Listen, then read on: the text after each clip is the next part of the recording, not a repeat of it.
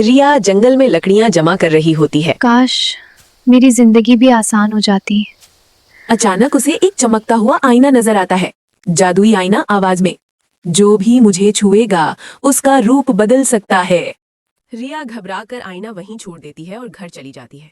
डायन दूर से सब देख रही होती है। डायन हंसते हुए, अब मजा आएगा, मैं बनूंगी रिया। डायन जादुई आईना इस्तेमाल करके रिया का रूप धार लेती है। डायन असली रिया को पकड़ लेती है। रिया डरकर, मुझे छोड़ दो। डायन, अब तो खत्म और मैं तेरी जगह। डायन रिया को ले जाकर एक तालाब में फेंक देती है। डायन रिया बनकर घर पहुंचती है। दादी अम्मा खुश होकर, आ गई मेरी प्यारी रिया। वो उसे गले लगाती हैं। अचानक डायन की नजर दादी के गले में चमकती हुई एक कीमती चेन पर पड़ती है। डायन दिल में, अगर मुझे ये सोने की चेन मिल जाए तो मैं अमीर हो जाऊंगी। रिया को जब होश आता है तो वो खुद को तालाब के किनारे पाती है और रोने लगती है। रिया रोते हुए, कोई है, मेरी मदद करो। अचानक जलपरी जाहिर होती है। जल डरो मत, मैं तुम्हारी मदद करूंगी। ये इस नकली चेहरे पर डालना, सच सामने आ जाएगा।